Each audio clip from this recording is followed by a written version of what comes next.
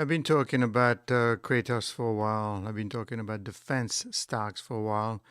I've been talking about the geopolitical situation for a while, and I think I want you to show what I like. I think this is a stock that um, is defense, and it's mostly defense having to do with drones.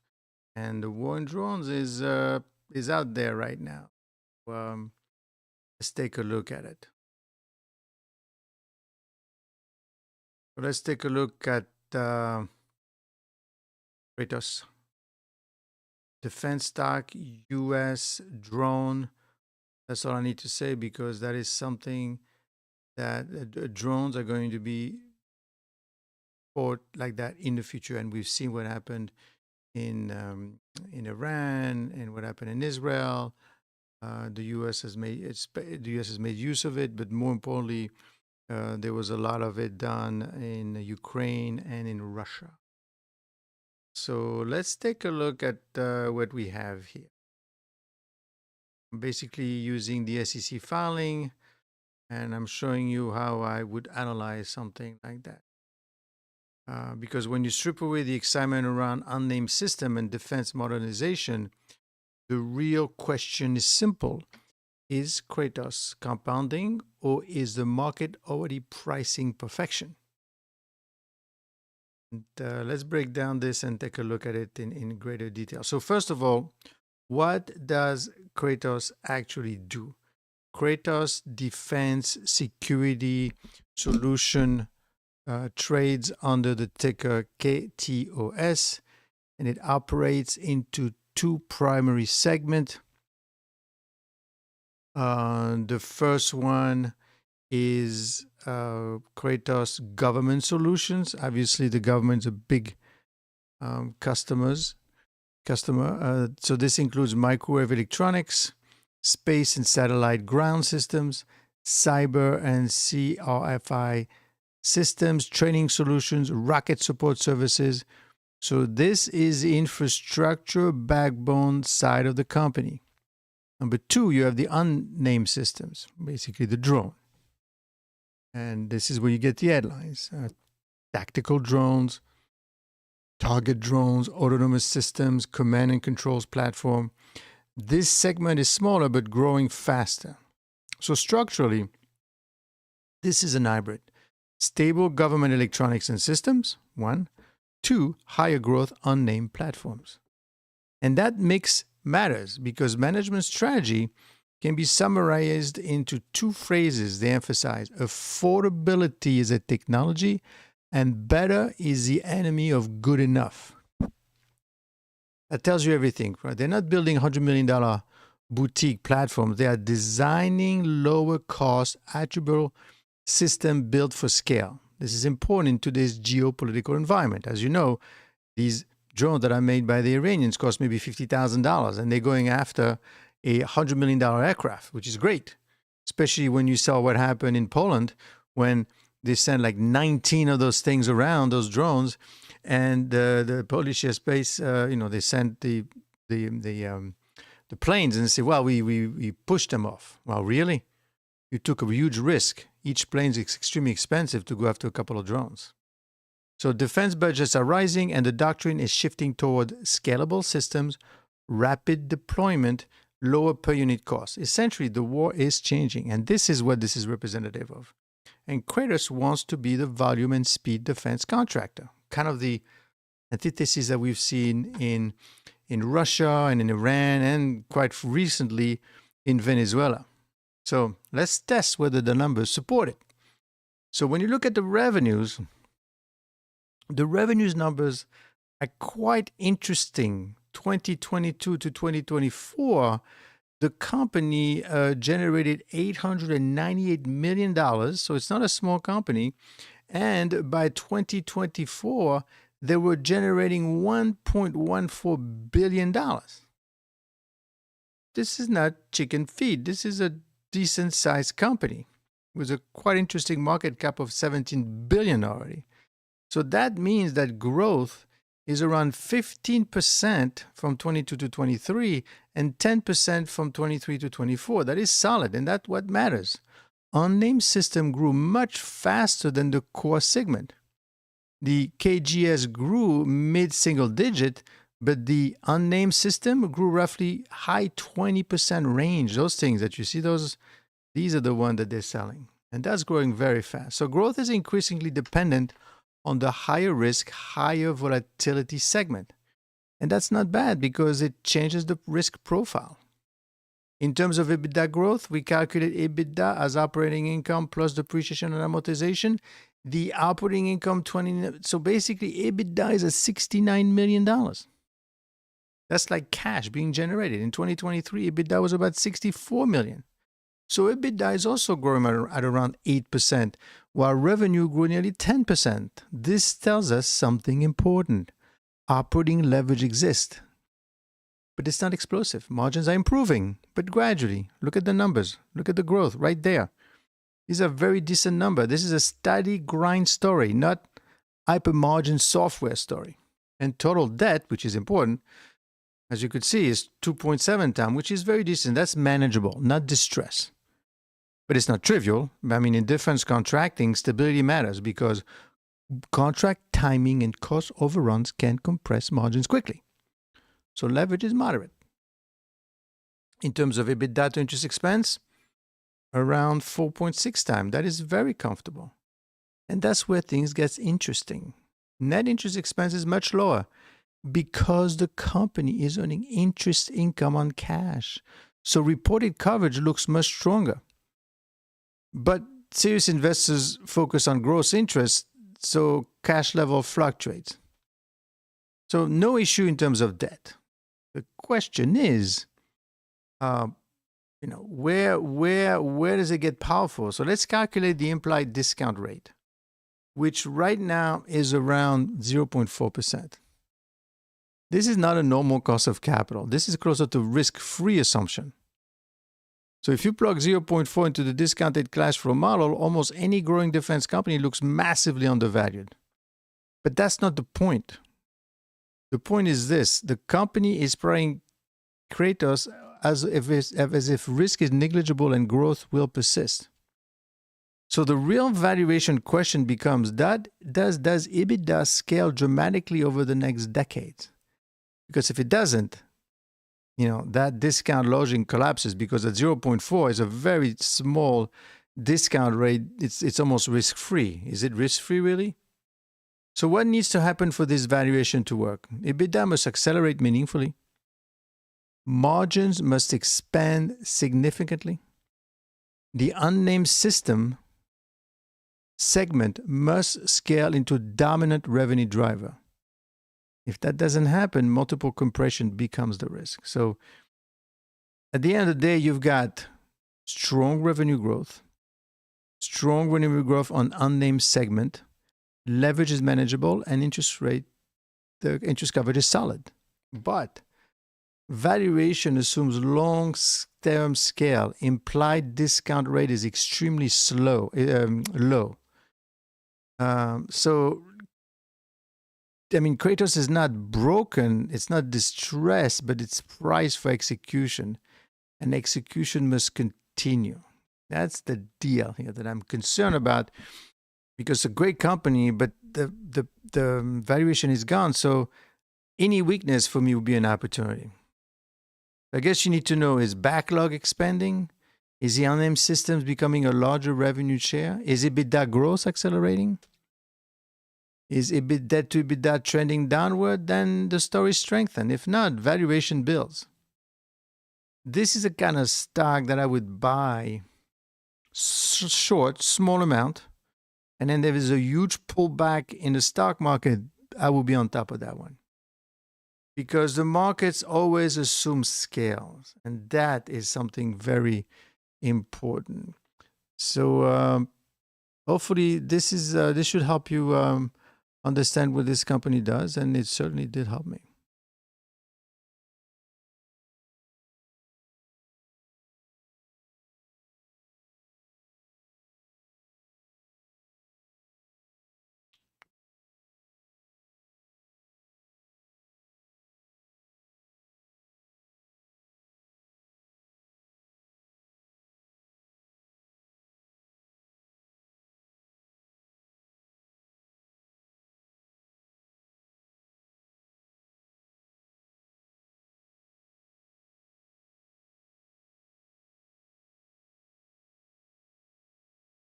So next, what do I have?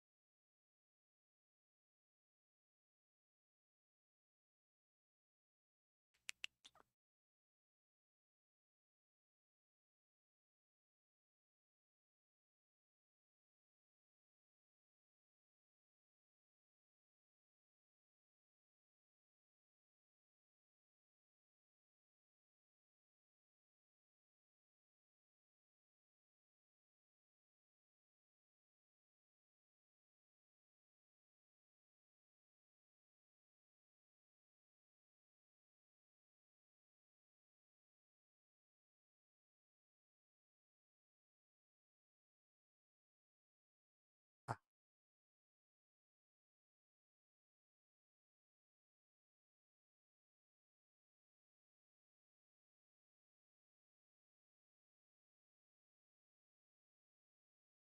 take a look at how Bitcoin and silver and gold, what we call reflation assets, trade assets, actually trading. See, we could learn.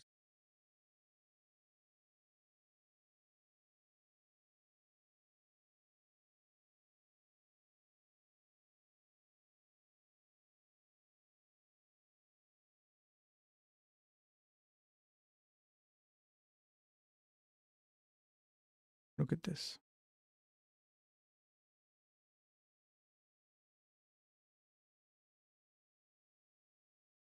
Yeah, I mean I mean it's a $17 billion startup, so it's out there.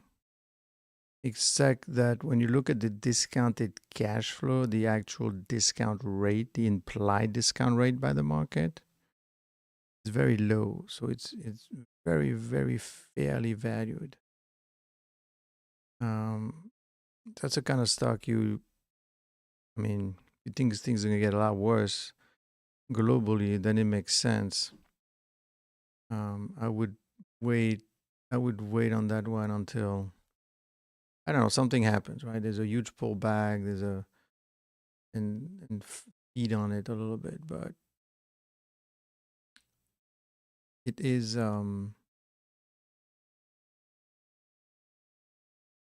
not something that's going to disappear. I mean, it's great company. Don't get me wrong,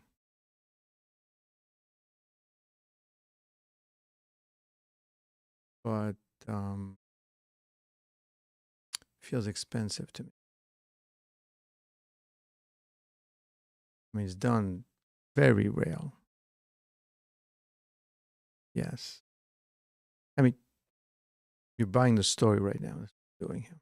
You're literally buying the story. You believe that there's going to be more issues around the world? Yes, I believe so. Okay, then we should be good to go. Yeah, well, but not at any price either.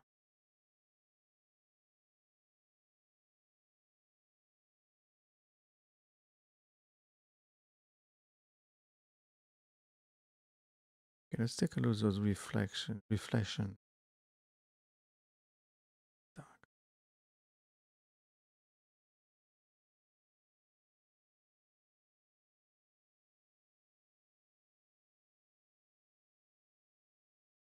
Okay,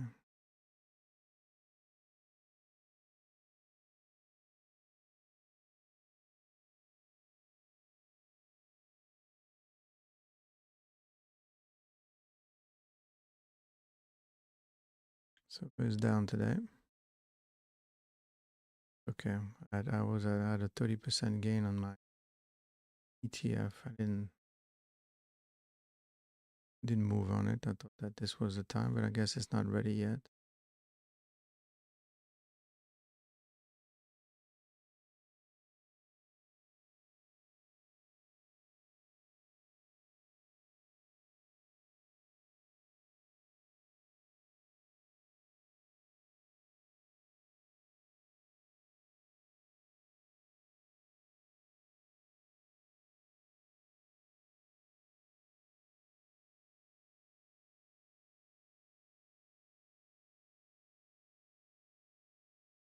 Okay.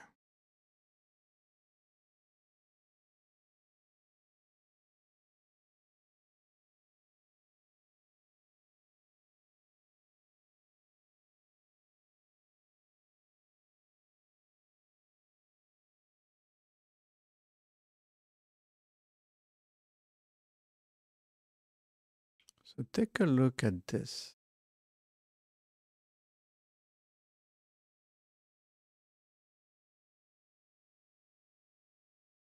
I want you guys to be the first one to watch.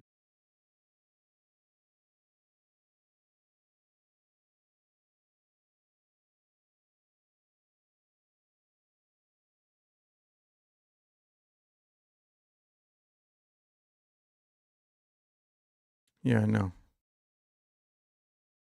I've seen that. That's okay. That's okay. You still have issues with gold. You still have. That's because the it's amazing. That's not the real reason, but I mean, basically you have employment numbers came out very strong. So they say, well, the employment numbers are strong, so therefore the Fed is going to lower the rates, and we don't have a problem. Well, last time we had those numbers, they were all revised down, by the way. So I would even buy more silver right now.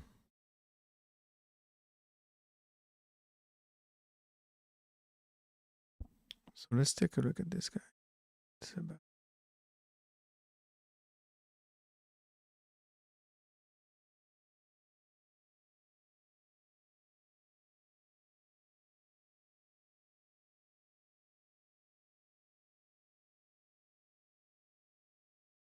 So when you look at the surface, this looks like a normal reflation trade. So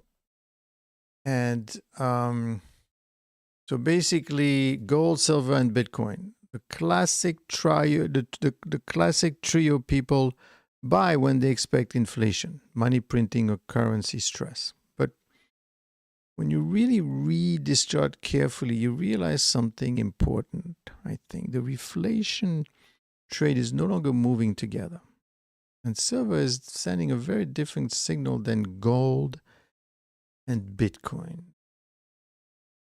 So when we're done with this, you should be able to how to read this chart properly. Why silver is behaving differently and why gold is holding up better. And what Bitcoin is quietly losing leadership. And what this split tells us is where the macro cycle is heading next. So before we analyze anything, let's make sure we understand what we're looking at. So this chart comes from Bloomberg, and it tracks three assets over the same period. Silver is in white, gold is in yellow, and Bitcoin is in green. The left axis is the gold price level, and the right axis is the silver price level, and the far right is the Bitcoin. Anyway, each line is scaled to its own price range, so we focus on direction and trend rather than exact dollar comparisons. This is critical because what we're doing, we are comparing behavior, not absolute price. Because I know it's always a concern with my members, subscribers that want to, it's all about going up and down in an absolute way, but you don't analyze anything that way. You need to use you need to use a log scale, or you need to do relative evaluation or analysis. That's much more powerful. So what is a reflation trade? What is that? So reflation simply means that growth is slowing or stalled. One, policymakers respond by easing financial conditions. It's what we're expecting, even though when you look at the latest employment numbers that were up, money supply grows faster than real output. In those environments, investors typically buy gold, protection against currency debasement, silver, inflation, growth leverage, and Bitcoin, alternative money, liquidity hedge. When reflation is real and healthy, these three usually rise together.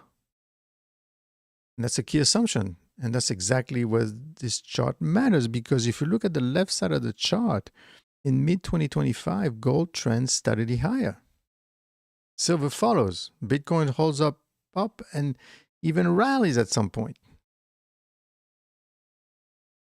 This is textbook reflation behavior, and capital is basically saying growth may be shaky, but liquidity is coming. Everything moves together. Confidence is high. Correlations are strong. Now move your eyes towards late 2025. Bitcoin is in green, starts rolling over earlier, fails to make consistent new highs. Silver rallies sharply, then breaks down hard. Falls much faster than gold. Gold pulls back, but stays structurally strong, holds higher lows. This is your first warning sign. The reflation trade is no longer synchronized. So let's talk about silver specifically, because silver is the loudest signal on this chart. Silver drops about 13%, far more than gold. So this matters because silver is part monetary metal, part industrial metal, and silver needs growth. When silver underperforms gold, it usually means inflation expectations are cooling. Hard to believe. Growth expectations are weakening. Liquidity is becoming more selective. In simple terms, the market is no longer pricing strong reflation, it's pricing stress. Silver doesn't crash when inflation is real. Silver crashes when inflation fears turn into demand destruction fears. We have problem with growth. That's exactly what this chart is showing. Remember, silver underperform usually means growth expectations are weakening. Let's look at gold. Gold is down only about 5%. That's not weakness, that's resilience. Gold doesn't care about growth. Gold cares about trust in currencies, debt level, and central bank credibility.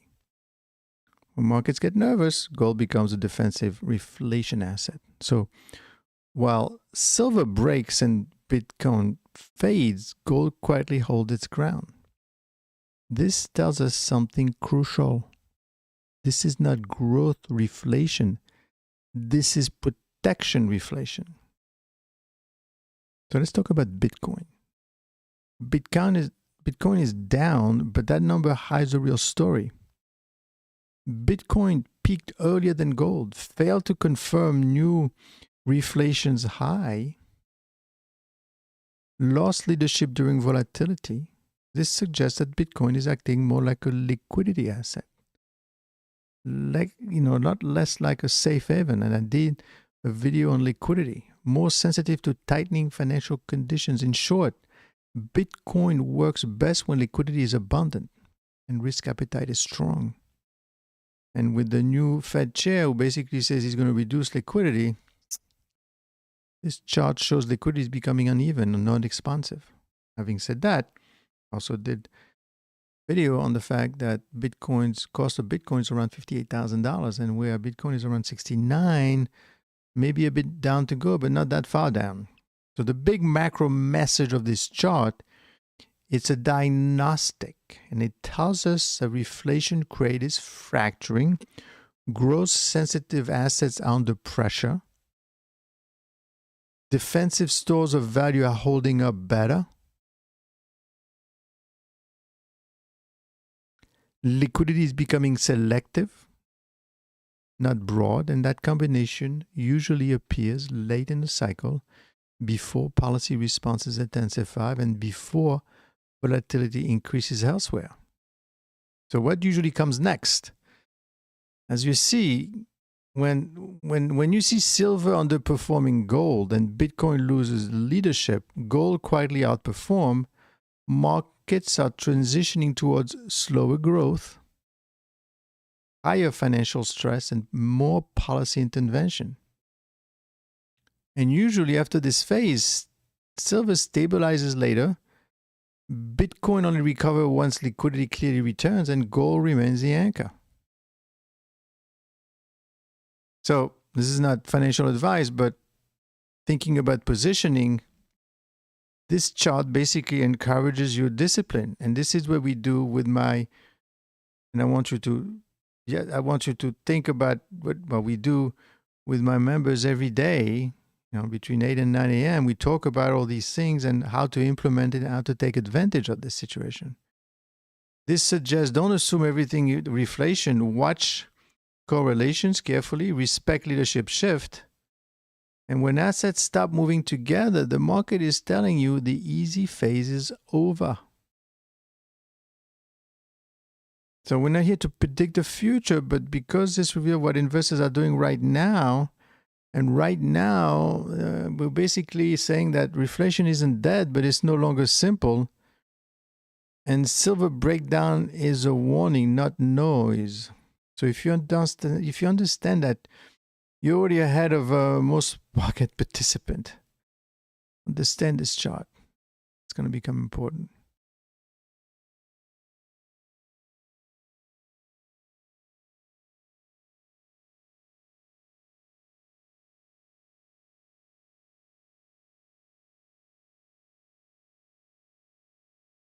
Bitcoin, I tell you, I don't know. We'll see what happens with Bitcoin. Well, let's see what's happening right now.